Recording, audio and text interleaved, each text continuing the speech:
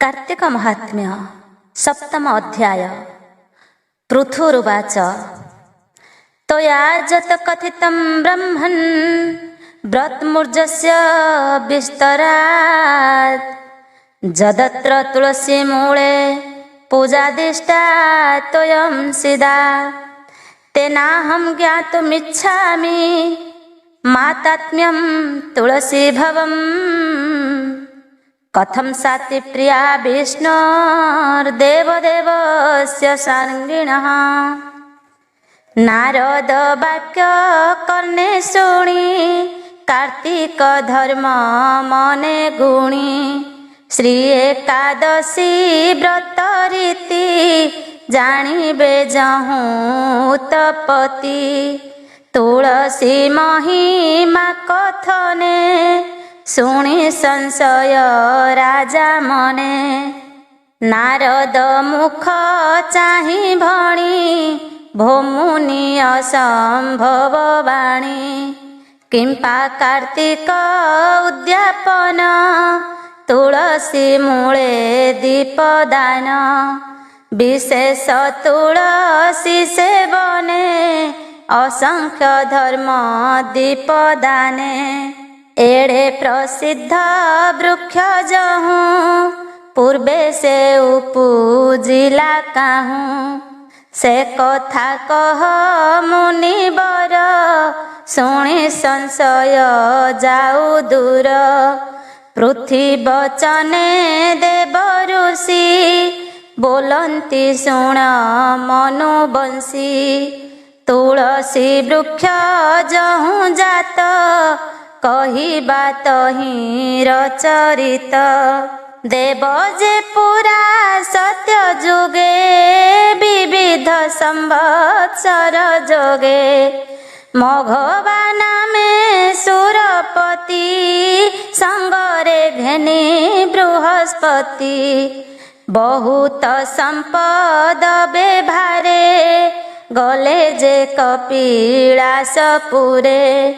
ईश्वर दर्शन आसे इंद्र प्रवेश कपिलासे देखिले गिरिवर शोभा धवल ज्योति तार प्रभा शुद्ध स्फटिक गिरिवर विविध मणि रत्नसार कनक आदि अष्ट धातु विराजे ज्ञान गुण हेतु विविध वनस्पति माने नव पल्लव अनुक्षणे पुष्प मंडित तरुबरे अमृत तुल्य फल धरे वृक्षंक मूले हेब बेदी सुनंदा नाम बहे नदी शुद्ध शीतल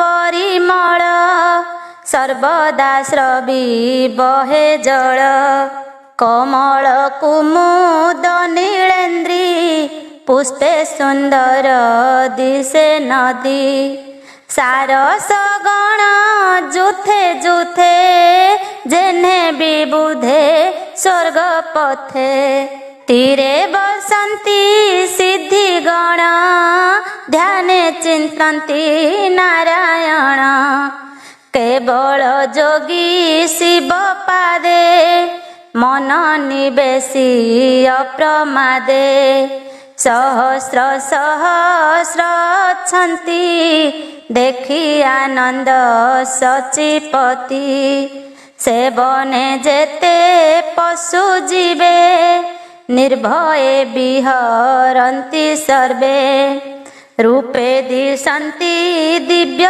शोभा सबुरी देहे शिव प्रभा करिणी जुथे मत गज बहन्ति ऐरावत तेज बने चरन्ति कामधेनु शरद शशि प्रायतनु मृग शार्दूल सिंह शशा केही काहाकु नाही हिंसा सर्वे भक्षन्ति पत्र फल पी नर्मदा नदी जल सुकृतवन्त सर्वजीवे ज्ञाने निर्गुण मति सर्वे शिव आश्रमे महातेज देखि विचारे देवराज ईश्वर संपदर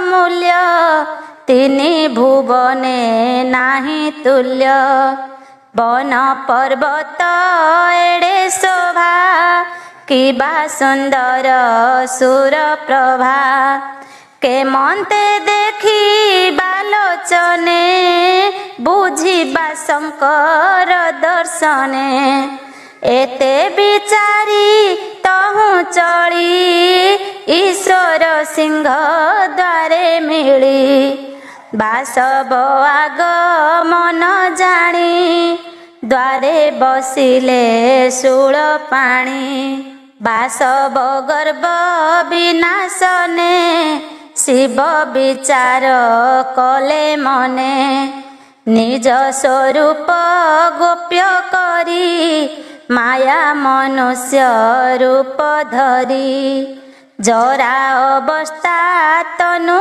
क्षीण मलिन वस्त्र वेशहीन अधोबदने द्वारे बसी इंद्रता सन्निधे प्रवेशी हे वृद्ध नर पूछू तोते द्वारे बसी कि निमंते काले तो प्राय तनु देखी तुकी भिक्षुक निरिमाखी जाचक वृत्ते अछु आसी किय बासिब पुरबासी जेबे शंकर गण तुही कह ईश्वर छंती काहीं आंभे अमर पुर राजा देखिबु शंकर गिरिजा के मन्ते शोभा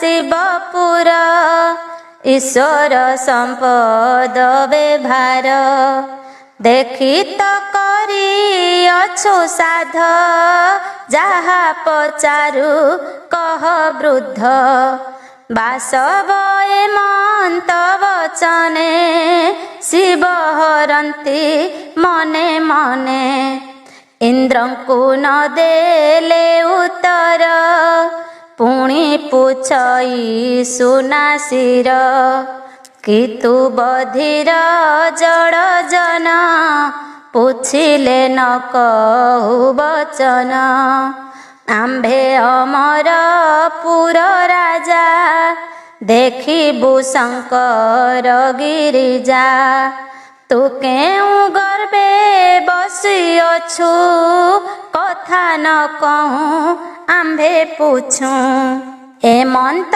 बासव वचने शंकर कर्कश लोचने इंद्रंकु चाही मने कोपी किंचिते ओष्ठे दंत चापी देखि सक्रोधे सुरपति घेनिले कुली ससकती राजस गुणे सचिनाहा रुद्रंकु प्रहारिले ताहा से वज्र रुद्र कंठे पड़ी शुभिला जेने घड़घड़ी अंगे न भेदी देवसर उपुड़ी पड़िला भूमिर ईश्वर कंठे वज्रबाजी अनल जात हेला गर्जी कंठ दिशिला कृष्ण बन निज स्वरूपे त्रिलोचन बासव आगे हेले उभा विराजे अंग ज्योति प्रभा मणिकुंडल फणिहार देखि कंपई सुनासिर ଅନଳ ତେଜେ ଭୟ ପାଇ ଲୁଚିଲା ଗୁରୁ ପଛେ ଯାଇ। ଇନ୍ଦ୍ରର କ୍ଷଣେ ବୃହସ୍ପତି ଶିବଙ୍କୁ ଚାହିଁ କଲେ ସ୍ତୁତି। ବୃହସ୍ପତି ଉବାଚ କପାଳେ ଯୋଡ଼ିବେନି କର ବୋଇଲେ ଦୋଷ କ୍ଷମା କର। ହେ ପ୍ରଭୁ ଜଗତଧୀପ ସୃଷ୍ଟି କାରଣେ ତୋର ରୂପ। ତୁ ବ୍ରହ୍ମା ରୂପେ ସୃଷ୍ଟି କରୁ ପାଳନେ ବିଷ୍ଣୁ ରୂପ ଧରୁ। ପୁଣି ସଂହାରୁ ରୁଦ୍ର ରୂପେ ଏ ତିନି ମୂର୍ତ୍ତି କଳ୍ପେ କଳ୍ପେ। ଏଣୁ ଏ କାଳ ପରିମାଣେ ତୋର ମହିମା କେବା ଜାଣେ। ଯେ ତୋର ଚରଣେ ଶରଣ ସେ ଖଣ୍ଡେ ଅକାଳ ମରଣ। ଅଶେଷ ବିପତ୍ତି ଋତରେ ଯେ ନିତ୍ୟ ତବ ନାମ ଧରେ। ତୁ ଦେବ ଦେବ ମହାଦେବ ସର୍ବମଙ୍ଗଳ ସଦାଶିବ। ପ୍ରାଣୀଙ୍କ ସୁଗତି ଦାୟକ ନମ ନମସ୍ତେ ତ୍ରିୟମ୍ବକ। ଅନ୍ଧକରି ତ୍ରିପୁରାରୀ ନମ ବିରୂପ ରୂପଧାରୀ। ତୋର ମହିମା ଅଗୋଚର କାହୁଁ ଜାଣିବ ପୁରନ୍ଦର। ନ ଜାଣି ଦ୍ରୋହ କଲା ତୋତେ ଏବେ କମ୍ପଇ ଭୟ ଚିତ୍ତେ। ତୁ ଯେବେ ନ କରିବୁ ତ୍ରାହି ଆଉ ରକ୍ଷକ ଅଛି କାହିଁ। କରୁଣା କର ତୋ ମହିମା ଇନ୍ଦ୍ର ଅପରାଧ କର କ୍ଷମା। ସେବକ ହେଲେ ଅପରାଧୀ ତୁ ପ୍ରଭୁ କରୁଣା ବାରିଧି। ଆମ୍ଭେ ସକଳ ସୁରଗଣ ତୋର ସେବକ ନିଶ୍ଚୟ ଜାଣ। ପ୍ରସନ୍ନ ହୋଇ ଦୟା କର ଜୀବନେ ବର୍ତ୍ତୁ ସୁନାସିର। ଏମନ୍ତ ବୋଲି ସ୍ତୁତି ଭଣି ଶୁଣି ସନ୍ତୋଷ ଶୂଳ ପାଣି। ଅଙ୍ଗିରା ମୁଖ ଚାହିଁ ହର ବୋଲନ୍ତି ଧନ୍ୟ ଜୀବ ତୋର। ଇନ୍ଦ୍ରରେ ଦେଲୁ ଜୀବ ଦାନ ଏଣୁ ତୁ ଜୀବ ନାମ ଘେନ। ଏବେ ଅମର ପୁରେ ଚଳ ସଙ୍ଗତେ ଘେନି ଆଖଣ୍ଡଳ। ରୁଦ୍ରଶ୍ରୀ ମୁଖୁ ଆଜ୍ଞା ପାଇ ଜୀବ ସଙ୍ଗତେ ସଚି ସାଇ। ଶିବ ଚରଣ ତଳେ ପଡ଼ି ଉଠି କପାଳେ କର ଯୋଡ଼ି। କରନ୍ତି ବିପରୀତ ଗତି ଅଦୃଶ୍ୟ ହେଲେ ଉମାପତି। ଇନ୍ଦ୍ର ମନରେ ଚିନ୍ତା କରି ଗଲେ ଯେ ବାଚସ୍ପତି ପୁରୀ। ଏଥୁ ଅନ୍ତରେ ଶୁଣ ନୃପ ଈଶ୍ୱର ଦେହୁଁ ଯେଉଁ ତାପ।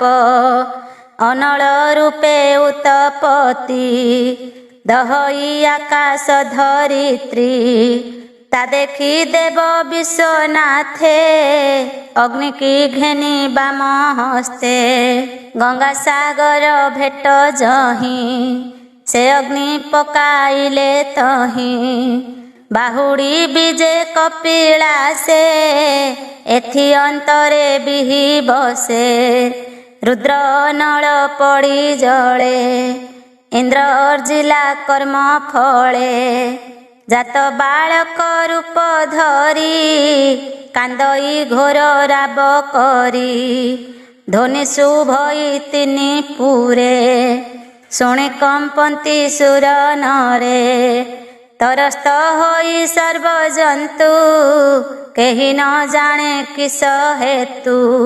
ସ୍ତମ୍ଭିତ ବାରା ନିଧି ପାଣି ଜଳଧିରାଜ ତାହା ଶୁଣି। ମିଳିଲେ ବାଳକର ପାଶେ କୁମର ରୂପ ଦେଖି ତୋଷେ। ଦିବ୍ୟ ସୁନ୍ଦର ମହାତେଜ ଯେସନେ ଜ୍ୟୋତି ଗ୍ରହ ରାଜ। ଉତାନ ସାଇ ହୋଇ ପଡ଼ି କାନ୍ଦଇ କରି ଘୋର ରଡ଼ି। ସାଗର ସୁତ ପ୍ରାୟ ମଣି କୋଳେ ଧଇଲା ତାହାଣି। କ୍ରୋଧ ନିବାରିବାକୁ ମନ ବାଳକ କରଇ ରୋଦନ। ବେଳ ହୁଁ ବେଳ ଦୀର୍ଘ ରଡ଼ି ଯେହ୍ନେ ପ୍ରଳୟ ଘଡ଼ଘଡ଼ି। ଧ୍ୱନି ପୂରିତ ଦଶ ଦିଶେ ଶୁଣି କମ୍ପନ୍ତି ଚତୁର୍ଦିଶେ। ଉଲୁକା ପାତେ ଯେହ୍ନେ ମହି ଜଗତ ଜନ ଦେଖିବିହି। ଆରୋହୀ ମରାଳ ବାହନେ ପ୍ରବେଶ ସିନ୍ଧୁ ସନ୍ନିଧାନେ। ବ୍ରହ୍ମାଙ୍କୁ ଦେଖି ଜଳେଶ୍ୱର ଚରଣେ କଲା ନମସ୍କାର। ପୁତ୍ରଙ୍କୁ ବ୍ରହ୍ମା କୋଳେ ଦେଇ କହଇ ଭକ୍ତି ଭାବ ବହି। ଭୋ ପ୍ରଭୁ ଏ ମୋର ନନ୍ଦନ ଜନ୍ମ ହୁଁ କରଇ ରୋଦନ। କେବେ ନହିଲା ଶାନ୍ତ ଚିତ୍ତ ତୁମ୍ଭେ ତ ଜଗତର ତାତ। ଏ ପୁତ୍ର କ୍ରୋଧ ଶାନ୍ତ କର ପ୍ରସନ୍ନ ହୋଇ ଦିଅ ବର। ମୁଁ ତୁମ୍ଭ ଚରଣରେ ଦାସ ପୁତ୍ରକୁ କର ମୋ ସନ୍ତୋଷ। ସାଗର ବାକେ ପଦ୍ମ ଯୋନି ବାଳକ ପ୍ରତି ଦୟା ଘେନି। ବୋଇଲେ କ୍ରୋଧ ଶାନ୍ତି କର ଯୁବା ଅବସ୍ଥା ହେଉ ତୋର। ସଂସାରେ ହୁଅ ମହାରାଜା ସକଳ ଲୋକେ ପାଅ ପୂଜା। ଇଚ୍ଛାରେ ଭୋଗ କର ମହି ତୋତେ ଜିଣନ୍ତା ନହୁଁ କେହି। ଜଳୁ ଯେ ହେଲୁ ଅବତାର ନାମ ତ ହେଉ ଜଳନ୍ଧର। ଏମନ୍ତେ ବିହି ବାକେ ବୋଧ କୁମର ଶାନ୍ତି କଲା କ୍ରୋଧ। ଯୁବା ଶରୀର ତତ କ୍ଷଣେ ନମଇ ବିଧାତା ଚରଣେ। କପାଳେ ଯୋଡ଼ିବେନି କର ବୋଲଇ ଶୁଣ ବେଦ ବର। ତୁମ୍ଭେ ମାନେ ସେ ଏକ ଜଣେ ମୋତେ ସମର୍ପି ମନ୍ତ୍ରୀ ପଣେ। ସେ ମୋତେ କହୁ ରାଜନୀତି ଯେବେ ପ୍ରସନ୍ନ ବେଦପତି। ସାଗର ସୁତ ବାକେ ବିହି ଚିନ୍ତିଲେ ଶୁକ୍ର ମୁନି ତହିଁ। ତକ୍ଷଣେ ବ୍ରହ୍ମାଙ୍କ ଗ୍ରତ ଆସି ମିଳିଲେ ଭୃଗୁ ସୁତେ। ଚରଣେ କଲେ ନମସ୍କାର କଲ୍ୟାଣ କରି ବେଦ ବର। ବୋଲନ୍ତି ଶୁଣ ଶୁକ୍ର ଜ୍ୟୋତି ତୁଜେ ସକଳ ଗୁଣେ ଖ୍ୟାତି। ସିନ୍ଧୁ ସୁତ ତୁ ଜଳନ୍ଧର ମର୍ତ୍ତ୍ୟମଣ୍ଡଳେ ରାଜା କର। ମନ୍ତ୍ରୀ ତୁ ଥିବୁ ଏହା ତୁଲେ ଏମନ୍ତ କହି ବିହି ଗଲେ। ବ୍ରହ୍ମାଲୋକରେ ପରବେଶ ନମଇ ମହାଦେବ ଦାସ। ଏଣୁ ବ୍ରହ୍ମା ଉତ୍ପତ୍ତି ଯହୁଁ ତାଙ୍କ ଚରଣେ ଚିତ୍ତ ରହୁ। ଇତି ଶ୍ରୀ ପଦ୍ମପୁରାଣେ ଉତ୍ତରାଖଣ୍ଡେ कार्तिक महात्म्ये जलंधर उत्पत्ति कथने ब्रह्मा वरदाने नाम सप्तम अध्याय। अष्टम अध्याय नारद उवाच इत्युक्त्वा शुक्रमाहूय राज्यतं चाभिषेचयेत् आमन्त्र्य सरितां नाथं ब्रह्मान्तर्धानमागतः। शुण राजन ब्रह्मज्ञानी ब्रह्मवचने शुक्र मुनि। जलंधर को करी पूजा सिंधु देश रे कले राजा। अनेक संपद बेभारे रहिले सिंधुक नगरे। से राजा जात रुद्र से विशेष इंद्र पजसे। अनलु जलु पूजिला तेणु असुर बुद्धि हेला। विधाता गले बर देई शुक्रंक तहु शिक्षा पाई। सागर सुत बळे बळी ନର ରାଜାଙ୍କ ଦର୍ପ ଦଳି। ସର୍ବସମ୍ପଦ କଲା ଠୁଳ ସିନ୍ଧୁଙ୍କୁ ଦେଲେ ମହିପାଳ। ଅସୁର ନାରାୟଣ ଡରେ ଲୁଚି ଯେ ଥିଲେ ତଳପୁରେ। ସେ ସର୍ବ ଶୁକ୍ରଙ୍କ ଆଦେଶେ ମିଳିଲେ ଜଳନ୍ଧର ପାଶେ। ଶମ୍ଭୁନି ଶମ୍ଭୁ ବାଣାସୁର ଅଘାସ କୁନି ଶଙ୍ଖାସୁର। ହେତି ପ୍ରହେତି ବିପ୍ରଚିତି ଘସ୍ମର ଘସ୍ର ସପତି। କାଳ ନେମିର ପୁତ୍ର କାଳ ଗଜଶ୍ରବଣ ବଜ୍ରମାଳ। ସମ୍ବର ବୃଷ ପ୍ରଭାକାଶୀ କୁମ୍ଭକର୍କଶ ବେନିଆସି। ଅଇଲେ ବଳ ମହାବଳ ହରିତ ସୁତ ତା ସକଳ। ନିଶ୍ଚନ୍ଦ୍ର ଅଗ୍ନି କୀର୍ତ୍ତି ମାଳେ ମୟ ଦାନବ ଆସି ମିଳେ। ଯେ ଜ୍ୟୋତିଶ୍ଚନ୍ଦ୍ର ଭାସ୍କର ଖଡ଼ଗର ମା ମହାବୀର। ଅଶୀଳ ଶୀଳ ଅନୁଦୟେ ସୁରଭି ନିଦାରନ୍ତି ଦୟେ। ଚଣ୍ଡ ପ୍ରଚଣ୍ଡ ମୁଣ୍ଡ ଆଦି ସୁର ଯେ ପିଶାଚ ବିବାଦୀ। ବଜ୍ରଦଂଷ୍ଟ ଯେ ଶୁଭ୍ର ଭାନୁ ବୃଷଭ ପ୍ରଭା ବଜ୍ରତନୁ। ଏମନ୍ତେ ଦୈତ୍ୟ ବଳ ଯେତେ ବଳିକି ଛାଡ଼ି ଯେ ଝାମତେ। ମନେ ଦୁର୍ଗତି ସୁମରିଲେ ଜଳନ୍ଧରକୁ ଆଶ୍ରୟ କଲେ। ସାଗର ସୁତ ତାଙ୍କୁ ଦେଖି ବନ୍ଧୁ ସୋଦର ଭାବେ ଲେଖି। ସମ୍ପଦ ଦେଇ ରଖେ ପାଶେ ଶୁକ୍ରଙ୍କ ବାକ୍ୟ ଉପଦେଶେ।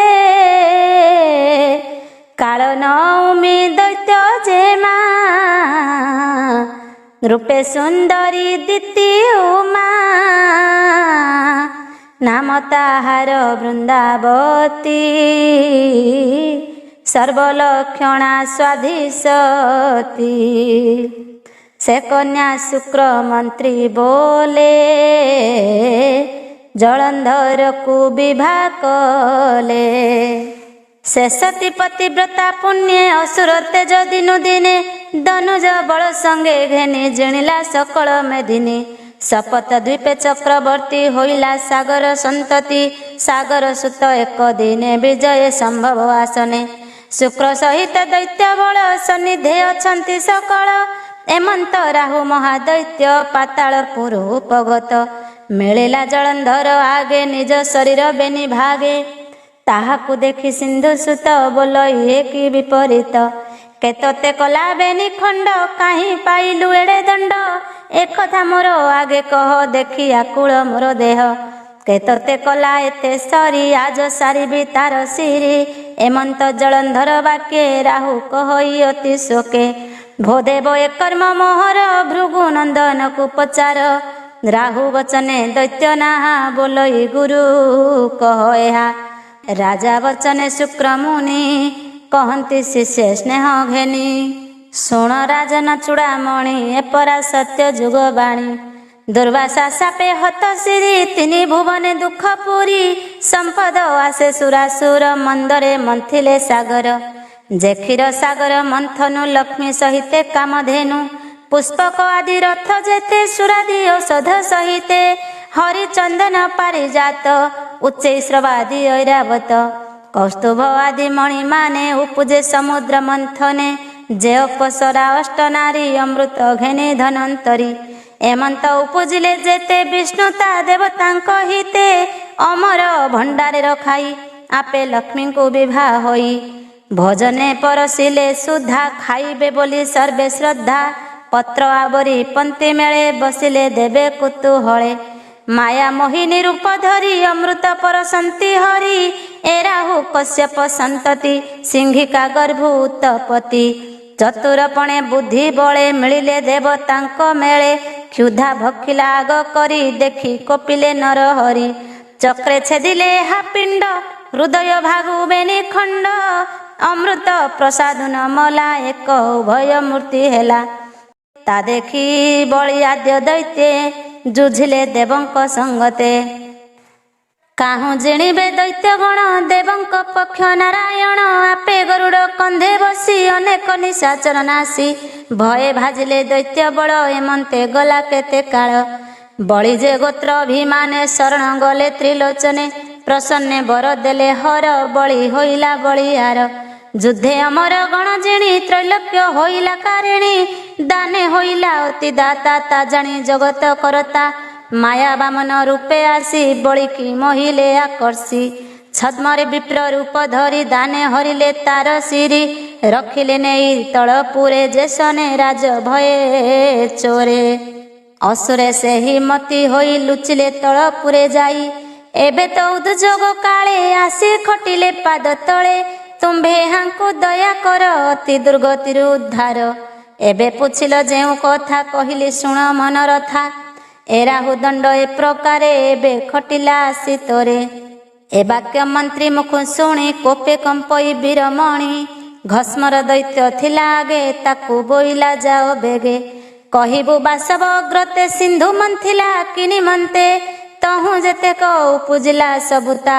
କାହା ବୋଲେ ନେଲା ଯହୁଁ ନଥିଲା ରକ୍ଷକାର ସେ ଘେନି ଏଡ଼େ ଗର୍ବ ତାର ଅସୁର କୂଳ ଦୂର କରି ଦେବଙ୍କୁ ଘେନି ଭୁଞ୍ଜେ ଶିରି ଏବେ ମୁଁ ଜାତ ମହାବୀର ସାଗର ସୁତ ଜଳନ୍ଧର ମୋର ପିଅର ଦ୍ରବ୍ୟ ଯେତେ ଦେବେ ନେଇଛ ବଳ କୃତେ ସବୁ ତ ବାହୁଡ଼ାଇ ଦିଅ ନହିଲେ ପ୍ରାଣ ମୂର୍ଚ୍ଛି ଥାଅ ଏମନ୍ତ କହ ତାକୁ ଯାଇ ଶୁଣିକି ବୋଲେ ସଚି ସାଇ ବୁଝି କରିବା ସିନା ଦ୍ୱନ୍ଦ୍ୱ ପୂର୍ବେ ଯେ ରୋପିଛନ୍ତି ବାଦ ଏମନ୍ତ କହି ଦଣ୍ଡଧାରୀ ରାହୁକୁ ଗୌରବ କରି ସନ୍ନିଧେ ରଖିଲା ବିଶ୍ୱାସେ ଘସ୍ମର ଗଲା ସ୍ୱର୍ଗ ଦେଶେ ପ୍ରବେଶ ହେଲା ସୁର ଆଳେ ଦ୍ୱାରେ ଯେ ଥିଲେ ଦ୍ୱାର ପାଳେ ତାହାଙ୍କୁ କହି ଦୂତ ବେଗେ ମିଳିଲା ସୁରପତି ଆଗେ ଆସ୍ଥାନ ତଳେ ଉଭା ହୋଇ ବୋଲଇ ଶୁଣ ସଚି ସାଇ ଘସ୍ମର ନାମ ମୋ ବିଦିତ ମୁଁ ଜଳନ୍ଧର ରାଜା ଦୂତ ସେ ରାଜା ସାଗର ନନ୍ଦନ ଅଟଇ ବୈରୀ ଗଞ୍ଜନ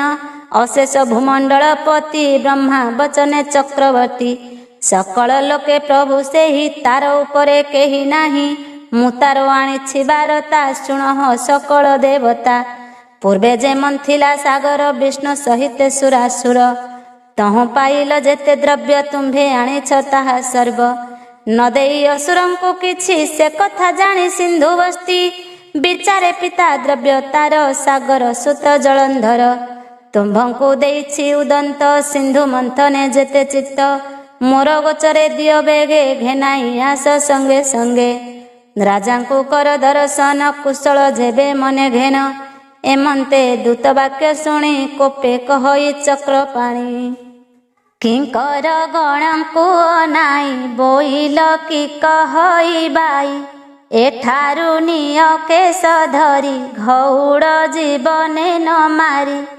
ବାସବ ଆଜ୍ଞା ପରିମାଣେ ଧାଇଁଲେ ସେ କିଙ୍କର ଗଣେ ଘସ୍ମର କେଶ ଧରି ନେଲେ ନଗ୍ର ଉପାନ୍ତେ ଛାଡ଼ିଦେଲେ ପ୍ରଭାବ ପାଇ ମହାବଳୀ ସିନ୍ଧୁଙ୍କ ଦେଶେ ଯାଇ ମିଳି କହିଲା ଜଳନ୍ଧର ଆଗେ ଘସ୍ମର ବାକ୍ୟ ଶୁଣି ରାଗେ ସକ୍ରୋଧେ ସାଗର ନନ୍ଦନ ସାଜିଲା ଅସୁର ସୈନ୍ୟ ଶୁକ୍ର ମନ୍ତ୍ରୀ କି ବେଗେ ନେଇ ସ୍ୱର୍ଗକୁ କଲା କଟକାଇ ସହସ୍ରେ କ୍ଷଉଣି ତା ବଳ ଗମନ୍ତେ କମ୍ପେ ଭୂମଣ୍ଡଳ ରଥ ତୁରଙ୍କ ଯେ ପଦାତି ରଣେ ସାଜନ୍ତି ରଙ୍ଗେ ଅତି ବଜାଇ ଟମକ ନିଶାଣ ଚଳନ୍ତି ନିଶାଚର ଗଣ ବିମଳ ଛତ୍ରପନ୍ତି ପନ୍ତି ନଦୀ ସେ ଦିବାକର ଜ୍ୟୋତି। ଥାଟ ଚଳନ୍ତେ ଉଡ଼େ ରେଣୁ ଗଗନ ଅନ୍ଧକାର ତେଣୁ। ମେରୁ ପର୍ବତେ ଉଠି ବଳ ଲଙ୍ଘିଲେ ଦେବତାଙ୍କ ସ୍ଥଳ। ଜାଣି ସକଳ ସୁର ଗଣେ ଇନ୍ଦ୍ର ସହିତେ ମିଳିରଣେ। ଦେବଦାନବେ ଭେଟ ପଡ଼ି ପ୍ରୀତି ଉପ୍ରୋଧ ଦୂରେ ଏଡ଼ି। କରନ୍ତି ସେହି ଘୋର ରଣ ବିନ୍ଧନ୍ତି କୋଟି କୋଟି ବାଣ। ବଜ୍ର ସଦୃଶେ ବାଣ ପଡ଼ି ଶବଦ ଯେହ୍ନେ ଘଡ଼ଘଡ଼ି। ଦୁନ୍ଦୁଭି ନିଶାଚର ଧ୍ୱନି ଶବଦେ କମ୍ପେ ପୁରତିନି। ବିବିଧ ଅସ୍ତ୍ର ଆତଜାତ ଶବଦ ଶର ନିରିଘାତ। ଦୈତ୍ୟ ବିନ୍ଧନ୍ତି ତୀକ୍ଷ୍ଣ ଶର ଯେହ୍ନେ ପର୍ବତେ ଜଳଧାର। ରଥ ମାତଙ୍ଗ ହସ୍ତି ଚଢ଼ି ଯୁଦ୍ଧ କରନ୍ତି ଆଗ ବଢ଼ି। ପଦାତି ବଳ ମିଶାମିଶି ଯୁଝନ୍ତି ସେ ଶସ୍ତ୍ର ଉପେକ୍ଷି। କାଣ୍ଡ କୁଠାର ଚକ୍ର କାତି ପରିଘ ଭୂଷଣ୍ଡି ଶପତି। ଗଦା ଗୁରୁଜ ଶୂଳ ଧରି ବିଚିତ୍ର ପାଦ ଗତି କରି। କେଅସି ପତ୍ର କରେ ତୋଳି ପ୍ରହାର କରୁଛନ୍ତି ବଳି। ଆଡ଼ନ୍ତି ଛାଡ଼ନ୍ତି ସବୁରି କେମାଲ ଯୁଦ୍ଧେ ଧରା ଧରି। କେ ପଡ଼ି ଗଡ଼ି ରଡ଼ି ଛାଡ଼େ ଶବଦେ ଗିରି ଶୃଙ୍ଗେ ଝଡ଼େ। ଦେବ ଦୈତ୍ୟଙ୍କ ବୀର ଡାକେ ମେରୁ କମ୍ପଇ ମହିଷଙ୍କେ। ବେଳକୁ ବେଳ ଯୁଦ୍ଧ ଟାଣ ପଡ଼ଇ ଅପର୍ଯ୍ୟାପ୍ତ ବାଣ। ଶର ବିଘାତେ ଶିର ଛିଡ଼ି ମଢ଼ା ଉପରେ ମଢ଼ା ପଡ଼ି। ଉଭୟ ଥାଟୁ ଶିର ତୁଟି କବନ୍ଧ ନାଚେ କୋଟି କୋଟି। ରକତ ନଦୀ ପ୍ରାୟ ହୋଇ ସାଗର ମାର୍ଗେ ବହି ଯାଇ। ଏମନ୍ତେ ଦୁର୍ଲଭ ସମୟ ବାସବ ସଙ୍ଗେ ଜଳନ୍ଧର। ଯେତେ ଯୁଝିଲା ଅଙ୍ଗ ଛଳେ କହିଲେ ନ ସରିବ କାଳେ। ଏହି ପ୍ରକାରେ ଦେବ ଦୈତ୍ୟ ଯୁଦ୍ଧ କରନ୍ତି ନିତ୍ୟ ନିତ୍ୟ। ଦିନ ଅନ୍ତରେ ବେନି ବଳେ ରହନ୍ତି ଗଙ୍ଗା ବେନି କୂଳେ। ନିଶା ଭାଗରେ ଶୁକ୍ର ଆସି ସଂଗ୍ରାମେ ଭୂମି ମଧ୍ୟେ ପଶି। ସୁମରି ମୃତ୍ୟୁ ସଞ୍ଜୀବନୀ ଜିଆନ୍ତି ଅସୁର ସଇନି। ରାଜା ଛାମୁଙ୍କୁ ଘେନି ଯାନ୍ତି ତଦନନ୍ତରେ ବୃହସ୍ପତି। ଦ୍ରୋଣାଦି ପର୍ବତରୁ ଆଣି ଯାନାମ ବିଶଲ୍ୟ କରଣି। ସେ ବୃକ୍ଷ ପତ୍ର ରସ ନେଇ ଦେବଙ୍କୁ ଜୀବଦାନ ଦେଇ। ଏମନ୍ତେ ବଢ଼େ ବେନି ବଳ ରାତ୍ର ପାହିଲେ ରଣଗୋଳ। ଯୁଦ୍ଧ କରନ୍ତି ଅଙ୍ଗ ଛଳେ ବିଶୁଦ୍ଧ କ୍ଷତ୍ରି ବେନି ବଳେ। ରଣେ ପଡ଼ନ୍ତି ଯେତେ କ୍ଷତ୍ରି ରାତ୍ରେ ଜିଅନ୍ତି ବେନି ମନ୍ତ୍ରୀ। ଏମନ୍ତ କେତେ ଦିନ ଅନ୍ତେ ସାଗର ସୁତ କୋପ ଚିତ୍ତେ। ଶୁକ୍ରଙ୍କୁ ପଚାରିଲା ଭାଇ ବୋଇଲା ଶୁଣ ବାକ୍ୟ ସାଇ। ମୁହିଁ ସଂଗ୍ରାମେ ଯେତେ ଯେତେ ଦେବଙ୍କୁ ସଂହାରଇ ନିତେ। ସେ ପୁଣି ଆର ଦିନ ଆସି ଯୁଦ୍ଧ କରନ୍ତି ରଣେ ପଶି। କେମନ୍ତେ ପାନ୍ତି ନିଜ ଦେହ ତୁମେ ତା କିମ୍ପାଇ ନ କହ। ନୃପତି ବଚନେ ସଂଶୟ ଶୁକ୍ର କହନ୍ତି ଶୁଣ ରାୟ। ଦେବଙ୍କ ଗୁରୁ ବୃହସ୍ପତି ଜାଣନ୍ତି ସର୍ବକର୍ମ ରୀତି। ସେ ଯେ ଦେବଙ୍କ ହିତ ପାଇଁ ଦ୍ରୋଣାଦି ପର୍ବତକୁ ଯାଇ। ଯେଉଁ ଔଷଧ ତହିଁ ଅଛି ତାହା ଆଣନ୍ତି ଗୁରୁ ବାଛି।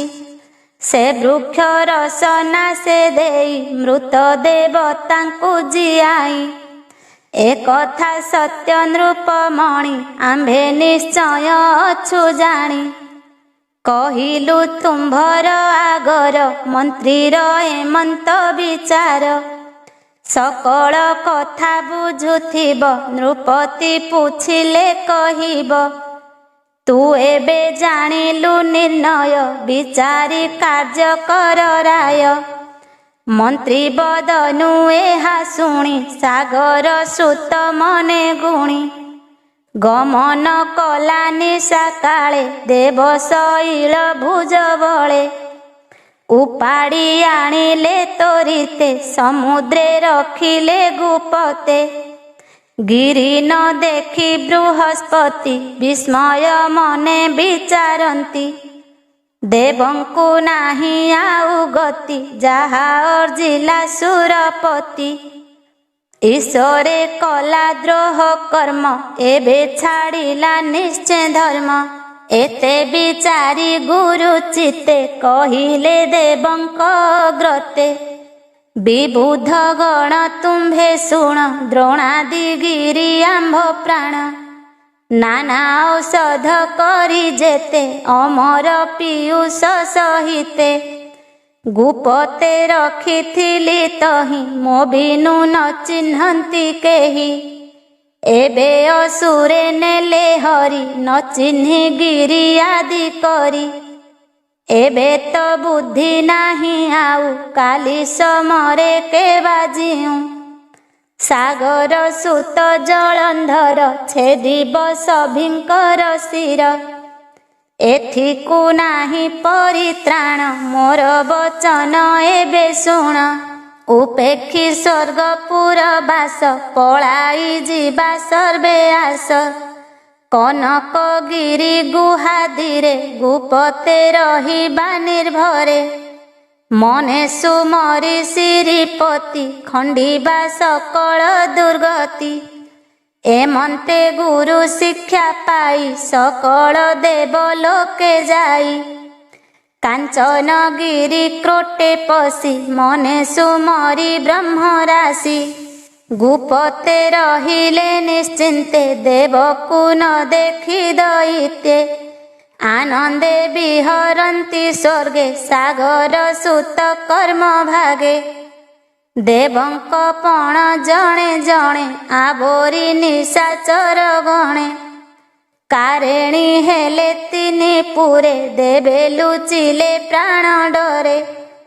विपत्ति खंडिबा निमन्ते मन निवेशी लक्ष्मी कान्ते। जे प्रभु सर्व अंतर्यामी देवंक देव देव स्वामी। सकल लोक परे वास नमयी महादेव दास। इति श्री पद्मपुराणे उत्तरखंडे कार्तिक महात्म्ये देवलोके गोपनम नाम अष्टम अध्याय। नवम अध्याय नारद उवाच। प्रविष्टे नगरीं दैत्ये देवः शुक्र पुरोगमः। सुवर्णाद्रि गुहा प्राप्य न्यविशन् दैत्यतापितः। कहन्ति पद्मजनि सुत पद्मपुराणे जेउ भक्त। उत्तरखंडे ग्रंथ सार शुण हे पृथु नृपवर। देवे जे स्वर्ग छाड़ी गले कनक गुहा आश्रय कले। असुरे तिनि पुरे पुरी भुंजंती तिनि लोक सिरी। दिने नृपति जलंधर हकारी शुक्र मंत्री वर। ऐरी भावे हिंसा बही पुछई तेबे गले काहीं। जेबे भी प्राणे थिबे सुर तेबे कुशल काहीं मोर। देह जे लुचि थाई व्याधि आत्मा को शत्रु पणे साधी। बैरी सेही परकारे पलाई थाई जेबे डरे। गुपते थाई दिना केते पुणी साधई बुद्धि मते। एथकु विचारई मोहि मोर बैरी सची साई। से जेबे प्राण घेनी अछि मोर संपद काहीं अछि। एथकु कह मंत्री बर काहीं अछंती सर्वसुर। जानिले जीवु एही क्षणी ଲୁଚିଲା ଠାରୁ ଧରି ଆଣି ମାରିବି ଇନ୍ଦ୍ରାଦି ଦେବତା ତେବେ ମୁଁ ହୋଇବି ଅଚିନ୍ତା। ଏମନ୍ତେ ନୃପତି ବଚନେ କହନ୍ତି ଭୃଗୁଙ୍କ ନନ୍ଦନେ ଶୁଣ ରାଜନ ବିବସେ ସକଳ ଦେବେ ତୋର ତ୍ରାସେ କନକଗିରି ଗହରରେ ଲୁଚି ପାଷାଣ ଢାଙ୍କି ଦ୍ୱାରେ ଭୂପତେ ରହିଛନ୍ତି ସର୍ବେ ଶୁଣିକି ଉପାୟ କରିବେ ତାଙ୍କ ଉପାୟ ସିଦ୍ଧି ନହୁଁ ପାଇଲେ ଧରି ଆଣତହୁଁ।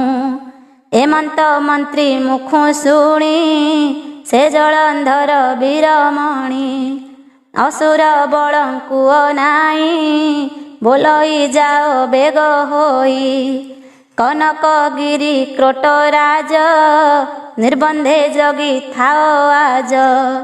ସେ ଗିରି କ୍ରୋଟେ ସର୍ବସୁରେ ଲୁଚି ଅଛନ୍ତି ମୋର ଡରେ ଆମ୍ଭଙ୍କୁ ଜିଣିବା ଉପାଏ ବିଚାରୁଛନ୍ତି ଦେବତାଏ ତାହାଙ୍କ ବୁଦ୍ଧି ବଳ ପାଞ୍ଚି ଯୁଦ୍ଧ ଆରମ୍ଭ ବିଧି ପାଞ୍ଚି ଆମ୍ଭେ ମାରିବା ତାଙ୍କୁ ଧରି ଉପାଡ଼ି ଗିରି ଆଦି କରି ସମୁଦ୍ରେ ପକାଇବା ଆଣି ସକଳ ସୁର ଶିର ହାଣି ଏଥକୁ ଆଗେ ତୁମ୍ଭେ ଯାଅ ଆଜକ ଗିରି ଜଗିଥାଅ ମୋତେ ଅବେଳ ଆଜ ଦିନ ପ୍ରଭାତେ କରିବି ଗମନ।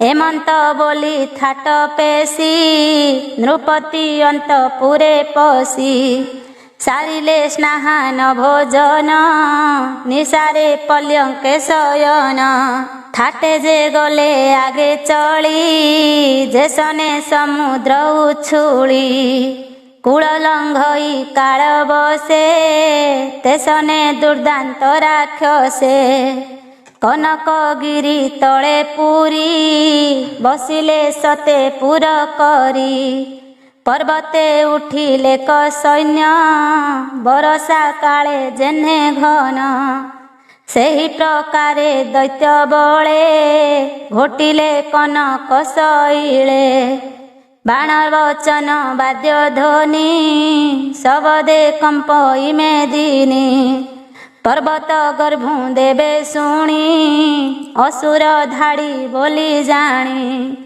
ବିବାଦେ ଭରସା ନ କରି ଆତଙ୍କେ ଗୋବିନ୍ଦ ସୁମରି ହେ ଦେବ ଦେବ ଚକ୍ରଧର ଖଳନାଶନ ବାନା ତୋର ଭକ୍ତ ବତ୍ସଳ ବାନା ବହୁ ସୁଜନ ସନ୍ତାପନ ସହୁ ସନ୍ଥ ପାଳନେ ଦେହ ଧରୁ ସୁଜନ ଜନ ଦୁଃଖ ହରୁ ମତ୍ସ୍ୟ କଚ୍ଛପ କାଳ ରୂପୀ ନମ ନୃସିଂହ ବିଶ୍ୱବ୍ୟାପୀ ନମ ବାମନ ଦ୍ୱିଜବର ଶଙ୍ଖ ସାରଙ୍ଗ ଚକ୍ରଧର ଗଦା ସହିତେ ଭୁଜ ଚାରି ଦୁଷ୍ଟ ଦାନବ ଦର୍ପହାରୀ ଅବନି ଭାରା କରୁନାଶ ତତେ ସୁନ୍ଦର ପିତବାସ କୌସ୍ତୁଭମଣି ହୃଦେ ସାଜେ ନମ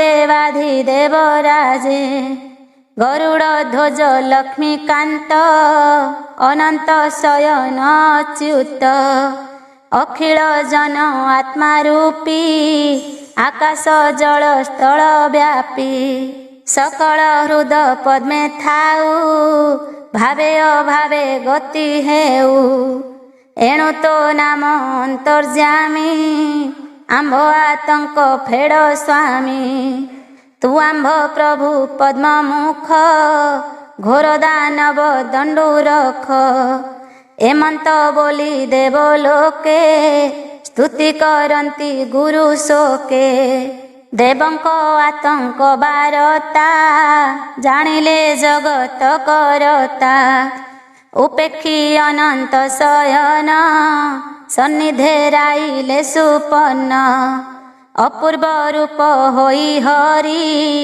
ଗରୁଡ଼ କନ୍ଧେ ବିଜେ କରି लक्ष्मी की चाही चक्र पाणी बोलंती शुण कमलिनी सिंधु नंदन जलंधर से दुष्ट सानु जतुंभर संगेता घेनी दैत्य बल जिणिला 10 दिगपाल कारिणी हेला तिनि पुरे देवे पलाई तार डरे लुचिले गहन कानने एतेके शांति नाही मने देवंकु निबारी ढाळे एमंत भावी दैत्य बळे कनकगिरी बेढ़ी छंती देवे आतंके मते चिंती से मोर अधीन देवता तांक विपत्ति मते चिंता जे साधु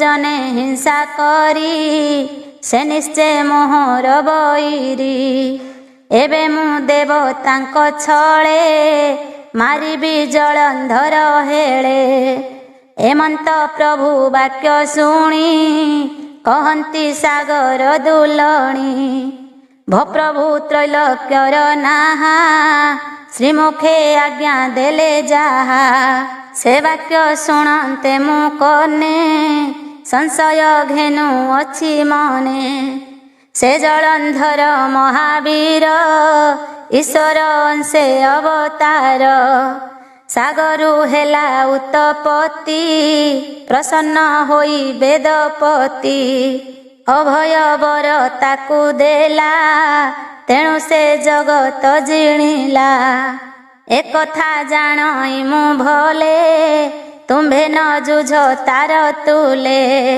लघुत्व जने पौरुष उभय लोके नाही जस एक कथा बुझी कार्य कर तुम्भे तो जगत ईश्वर एते जणाई कमलिनी सिरे निवेशी बेनी पाणी भक्त आतुरे भगवान लक्ष्मी को कहंती वचन खलनाशन बाना मोर तुमते विरोध न कर एमंत बोली दैत्यारी खग आसने विजे करी युद्ध को करंती गमन अशेष जगत जीवन गरुड़ कंधे भावग्राही किबा उपमा देवा तही जैसने हिमगिरी शिर उदय नव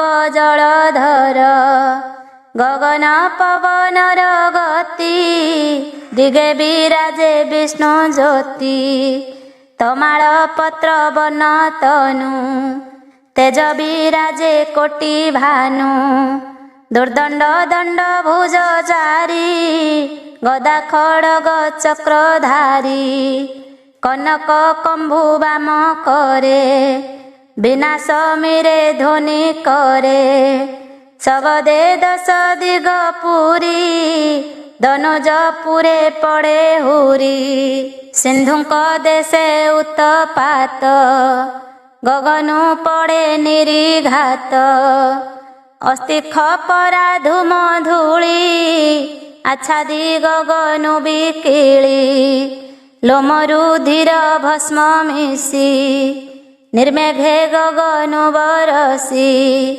भूमिकंप इथर हर ता देखी वीर जलंधर पुछई शुक्रंक ग्रत भूमुनि एकी विपरीत मोर भुवने उत्पात कह एके बण चरित शुक्र बोलंती राजा शुण देवंक छळे नारायण गरुड़ आरोही आकाशे आसंती तोर उद्देश्ये तांकर दैत्यारी बाना तेणु ए उपद्रव सीना मंत्री बरर ए उकत शुणे सक्रोधे सिंधु सुत युद्ध आरंभे सज होई तुरीते सैन्य सखाराई आरोही हेममय रथे धामे उत्तर दिग पथे कहि ब्रह्मांक नंदन एथु तारु भगवान गरुड़ पृष्ठे विजे करी मिलिले हेमकूटगिरी दैत्य जे जलंधर बोले देवंकु बंदी करिथिले गोविंद आगमन काले भये भाजिले दैत्य बळे बहुत तृण ठूल होई जेसने कठावे थाई से जेन्हे उड़ंती पवने असुर गोविंद दर्शने भाजिले सेही मती होई एमंते जलंधर जाई सैन्यंकु रहिला बोरी दैत्यंकु देखि दैत्यारी देवंक छळे कोप मूर्ति से कथा जानी खगपति यक्ष पवन घोर बाते गगने उड़िले दैते पक्ष पवन घोर बाते गगने उड़िले दैते बतासे रेणु प्राय उड़ी पड़िले वनगिरी माड़ी पवन जेन्हे रंभावन तेन्हे विच्छिन्न दैत्य सैन्य ता देखी जलंधर कोपी बाण बिंधिला दिग व्यापी प्रभुंकु कला सर पीड़ा तीरार्धे नदी सई छड़ा भूमि गगन अंधकार चली न पारे खगेश्वर चकित होई सर काढ़े बेळु बेळ सर पड़े ता देखी प्रभु चक्र पाणी असुर सर पथुहाणी दिग दिशिला शोभा कर गली गमई खगेश्वर गरुड़ कंधे जग ज्योति देवंक छळे उग्र मूर्ति गदा बुलाई कोप मने पिटिला असुर विमाने प्रहारे रथ गला भाजी असुर हृदय शस्त्र बाजी जगन्नाथंक करु झड़ी भूमि उपड़े गदा पड़ी देखी असुर महाबली गदा घेनिला करे तोली पिटिला खगेश्वर मुंडे जेन्हे कुलिशगिरी खंडे तेन्हे शुभिला घड़ घड़ी सुपन्न मूर्छा जाई पड़ी ता देखी जगत ईश्वर शंख छुआई तार शिर भृत्यकु देले जीवदान बोइले जाओ निज स्थान अज्ञाने गला खगपति एथि उतारे युद्ध रीति खड़ग धरी विष्णु करे प्रहार कले जलंधरे दैत्य बंचाई माया पथे विष्णुंकु प्रहारिला मुथे मुथ विघाते जगन्नाथ धइले दानवर हाथ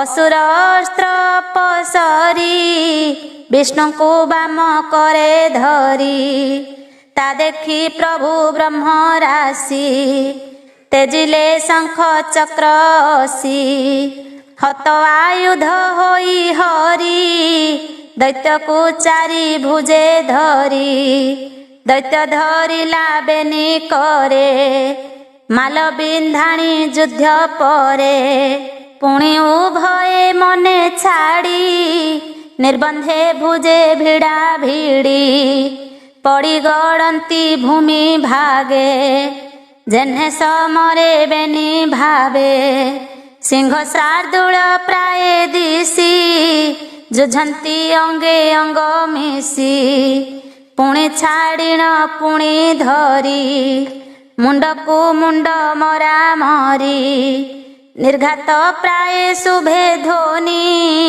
ଅଗ୍ନି ଉଛୁଳେ ତେଜ ଘେନି ପଟ ସଂଯୋଗେ ପ୍ରାୟ ଜଳେ ଲିଭି ପଡ଼ଇ ଅଙ୍ଗ ଝାଳେ ପାଦେ ମର୍ଦିତ ମହିସ୍ଥଳୀ କ୍ଷଣ କ୍ଷଣକେ ଉଡ଼େ ଧୂଳି ଦାନବ ତୁଲେ ଦଇତ୍ୟାରି ଦେବଙ୍କ ଛଳେ ଯୁଦ୍ଧ କରି ସେ ଜଳନ୍ଧର ମହାବଳୀ ମୂର୍ଖ ସ୍ୱଭାବେ କରେ କଳି ଯାର ମହିମା ଅପ୍ରମିତ ତାର ସଙ୍ଗତେ ସିନ୍ଧୁ ସୁତ ଯୁଦ୍ଧ ଆରମ୍ଭେ ମାଲ ବନ୍ଧେ ସୁମରି ମୁଥେ ମୁଥେ ସନ୍ଧେ ଅଳପ ଅପସରି ରହି ମାରନ୍ତି ମର୍ମ ସ୍ଥାନେ ଚାହିଁ ଭୁଜକୁ ଭୁଜ ଛନ୍ଦି ଧରି ଚରଣେ ଚରଣ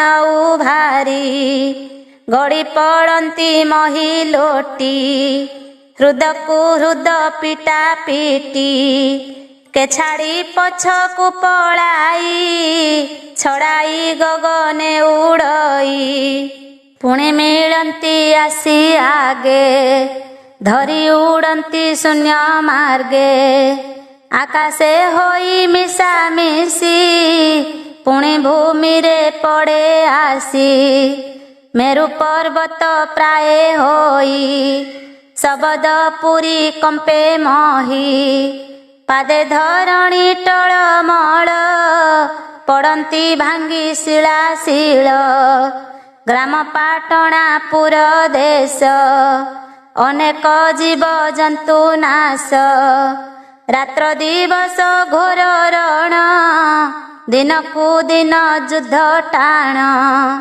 ବିଶ୍ରାମ ନ କରନ୍ତି କ୍ଷଣେ କାଳ ବିକାଳ ପ୍ରାୟ ରଣେ ଘୋର ପ୍ରତିଜ୍ଞା ଦୀର୍ଘ ରଡ଼ି ଦେଶନେ ମେଘ ଘଡ଼ଘଡ଼ି ପ୍ରଖର ନିଶ୍ୱାସ ପବନେ ସ୍ଥାବର ପଡ଼ିଲେ ଗଗନେ ମେରୁ ସହିତେ ଟଳମଳ ଭୟ କମ୍ପିଲେ ଦିଗପାଳ ଦୈତ୍ୟ ଅଙ୍ଗରେ ଦଇତ୍ୟାରି ବାହୁ ଯୁଦ୍ଧରେ ସମସରି ଏମନ୍ତେ କେତେ କାଳ ଗଲା କେହି କାହାକୁ ନ ଜିଣିଲା ସତବଦ ପଞ୍ଚଗୁଣେ ଯୁଦ୍ଧ କରନ୍ତି ଅନୁକ୍ଷଣେ ଦୈତ୍ୟ ନହିଲା ଯହୁଁ କ୍ଷୟ ମନେ ଭାଳନ୍ତି ଦେବରାୟ ଏ ଦୈତ୍ୟ ତୁଲେ ଯୁଦ୍ଧ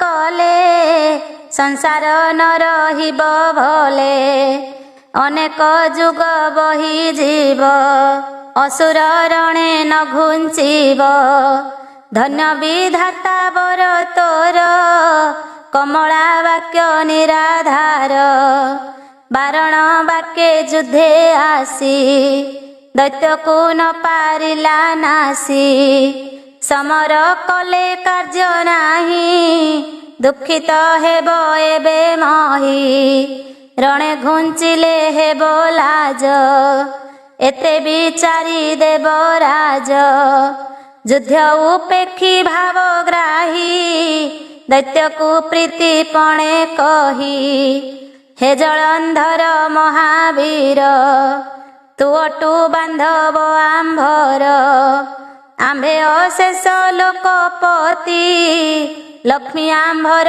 ପ୍ରିୟବତୀ ସେ ଯେ ସମୁଦ୍ର ଅବତାର ତୁ ବୀର ସମୁଦ୍ର କୁମର ତେଣୁ ତୁ ଆମ୍ଭର ଶାଳକ ନ ବୁଝି ଯୁଝିଲୁ ଅନେକ ଏଥକୁ ନାହିଁ ଆମ୍ଭ ଛଳ ଆମ୍ଭେ ଜାଣିଲୁ ତୁମ୍ଭ ବଳ ଏଣେ ସନ୍ତୋଷ ଆମ୍ଭ ଚିତ୍ତ ବନ୍ଧୁରେ ପଡ଼ିବ ଏ ମନ୍ତ ଦୈବ ଯୋଗେ ହଏ କଳି ଯେ ସାଧୁ ସେ ତାହା ସମ୍ଭାଳି ବିବାଦେ ନାହିଁ କିଛି ଲାଭ ପ୍ରୀତି ଯେ ପରମ ଦୁର୍ଲଭ ଏକଥା ତୋର ମନେ ଘେନ ଆମ୍ଭେ ହୋଇଲୁ ପରସନ୍ନ ସନ୍ତୋଷେ ଯାଚୁ ଅଛୁ ବର ଯେ ଇଚ୍ଛା ମାଗ ଜଳନ୍ଧର। ବିଷ୍ଣୁ ଶ୍ରୀମୁଖୁ ଏହା ଶୁଣି ଅସୁର ମନେ ମନେ ଗୁଣି। ବିଚାର କଲା ହୃଦ ଭାଗେ ଏ ମୋର ଶୁଭଙ୍କର ଯୋଗେ। ଯେ ପ୍ରଭୁ ଜଗତ ଈଶ୍ୱର ସନ୍ତୋଷେ ଯାଚୁଛନ୍ତି ବର। ଆବର ବନ୍ଧୁପଣ ଦେଖି ଏ ଯେ ସଫଳ କର୍ମ ଦେଖି। ଏତେ ବିଚାରି ଜଳନ୍ଧର ବୋଲଇ ଯେବେ ଦେବୁ ବର। ମାଗଇ ମୋର ଆତ୍ମହିତେ ତୁ ନାଥ ସ୍ୱଗୁଣ ସହିତେ। ଲକ୍ଷ୍ମୀ ସହିତେ ଅଷ୍ଟନିଧି ଯେ ତୋର ପ୍ରଭୁ ପଣ ବିଧି। ସକଳ ଘେନି ତୋ ସଙ୍ଗରେ ବାସ କରିବୁ ମୋର ପୁରେ। ଲକ୍ଷ୍ମୀ ଯେ ମୋର ଭଗ୍ନୀ ଜ୍ୟେଷ୍ଠ ତୁ ନାଥ ପ୍ରଭୁ ପଣେ ଶ୍ରେଷ୍ଠ। ତୁମ୍ଭଙ୍କୁ ପ୍ରଭୁ ପଣେ ପାଇ ରହିବ ଯିବି ଶାନ୍ତ ହୋଇ। ଅସୁର ମୁଖୁ ପ୍ରିୟ ବାଣୀ ଶୁଣି ସନ୍ତୋଷ ଚକ୍ର ପାଣି। ଯାହା ମାଗିଲା ଦୈତ୍ୟ ବୀର ହେଉ ବୋଇଲେ ଗଦାଧର। ପୁଣି ଦୈତ୍ୟକୁ ପ୍ରିୟ ମତେ କହନ୍ତି ଦେବ ତାଙ୍କ ହିତେ। ବୋଇଲେ ଶୁଣ ମହାବୀର ଆମ୍ଭେ ରହିଲୁ ତୁମ୍ଭପୁର। କମଳା ଥିବ ଆମ୍ଭ ତୁଲେ ବ୍ରହ୍ମା ସହିତେ ଦିଗ ପାଳେ। ତୋର ବଚନ ପାଳିଥିବୁ ଯାହା ମାଗିବୁ ତାହା ଦେବୁ। ଲକ୍ଷ୍ମୀ ତୋ ପୁରେ ଥିବେ ଯେବେ ତୋତେ ଅପୂର୍ବ କିସ ତେବେ। ଏବେ ତୁ ଆମ୍ଭ ବୋଲ କର ଦେବଙ୍କ ଯଥା ଅଧିକାର। ସନ୍ତୋଷେ ଆଦି ତାଙ୍କୁ ମୂଳେ ତୋ ଯଶ ରହୁ ରବି ତଳେ। ଶୁଣି ସନ୍ତୋଷ ଜଳନ୍ଧର ଦେବଙ୍କୁ ଦେଲା ସ୍ୱର୍ଗପୁର। ଧ୍ୟାନେ ଚିନ୍ତିଲେ ବ୍ରହ୍ମରାଶି ଦେବେ ମିଳିଲେ ପାଶେ ଆସି। ତାଙ୍କର ଯଥା ଅଧିକାର ଦେଇ ପେଶିଲେ ସ୍ୱର୍ଗପୁର। ପୁଣି ଚିନ୍ତିଲେ ଚକ୍ର ପାଣି ଆସି ମିଳିଲେ କମଳିନୀ। ତାଙ୍କ ସହିତେ ଅଷ୍ଟନିଧି ସର୍ବସମ୍ପଦ ସୁଖ ସିଦ୍ଧି। ବିଷ୍ଣୁ ଛାମୁରେ ଉପଗତ ଆନନ୍ଦ ଜଳନ୍ଧର ଚିତ୍ତ। ଭଗ୍ନୀ ଭିଣୋଇ ଘେନି ସଙ୍ଗେ ନିଜ ଭୁବନେ ଗଲା ବେଗେ। ସିନ୍ଧୁଙ୍କ ଦେଶେ ପରବେଶ ବିଷ୍ଣୁ ନିମନ୍ତେ ଦିବ୍ୟ ବାସ। ମଣ୍ଡିଲା ଅତି ଯତ୍ନ କରି ବିଜୟ ଗଲେ ତହିଁ ହରି। ସଙ୍ଗତେ ଦେବୀ କମଳିନୀ ତ୍ରୈଲୋକ୍ୟ ମାତା ଠାକୁରାଣୀ। ଅଷ୍ଟନିଧିକୁ ଘେନି ତୁଲେ ଅସୁରପୁରେ ବିଜେ କଲେ। ସେ ଜଳନ୍ଧର ନେତ୍ରେ ଦେଖି ବିଷ୍ଣୁଙ୍କୁ ପାଇ ମହାସୁଖୀ। ଦେବଙ୍କୁ ଦେଲା ସ୍ୱର୍ଗପୁର ଆପେ ଯେ ମର୍ତ୍ତେ ନୃପବର। ବଳିକି ତଳପୁର ଦେଇ ଆବର ଦୈତ୍ୟ ଗଣ ରାଇ। ଯେ ଯାହା ଅନୁରୂପେ ବାସ ସଭିଙ୍କୁ ଦେଇ କଲା ତୋଷ। ଦେବଙ୍କୁ କଲା ସର୍ବସୁଖୀ ପ୍ରଜା ପାଳଇ ନେତ୍ରେ ଦେଖି। ଶସ୍ୟ ସମ୍ପଦ ବସୁନ୍ଧରି ଦିଅଇ ମନ ପୂର୍ଣ୍ଣ କରି। ବୃକ୍ଷେ ଫଳନ୍ତି ଫୁଟେ ଫୁଲ ସର୍ବଦା ନଦୀ ବହେ ତୁଲ। ନିତ୍ୟ ସେବନ୍ତି ଷଡ଼ ଋତୁ ସଦାନନ୍ଦ ଜୀବ ଜନ୍ତୁ। ଅକାଳ ମୃତ୍ୟୁ ରୋଗ ଶୋକ ଖଣ୍ଡିଲେ ସ୍ୱର୍ଗପୁର ଲୋକ। ଏମନ୍ତେ ସିନ୍ଧୁ ରାଜବଳା ଦ୍ୱିତି ବୈକୁଣ୍ଠ ମର୍ତ୍ତେ କଲା। ବିଷ୍ଣୁଙ୍କୁ ନିଜ ପୁରେ ରଖି प्रभुଙ୍କୁ बंधु भावे देखी नीति करई पूजा कर्म आत्मा न चिन्हि मति भ्रम देवे जे स्वर्गपुरु आसी यक्ष गंधर्व गण ऋषि जलंधर को भेटी नीति ताम न जानी खटी थांती न पाई हरि दर्शन तेणु विकल तांक मन निरते विष्णु पादे ध्यान देवे बंचंती दुखे दीन से दुख निबारई जेहु मो मन तांक पादे रहु संसार दुख जीवनाश भणई महादेव दास ए पद्म पुराण चरित उत्तर खंडे जे उदित गीत जे कली ग्रंथ सार सुजने दोष क्षमा कर इति श्री पद्म पुराणे उत्तर खंडे कार्तिक महात्म्ये विष्णु जलंधर संग्रामे नाम नवम अध्याय।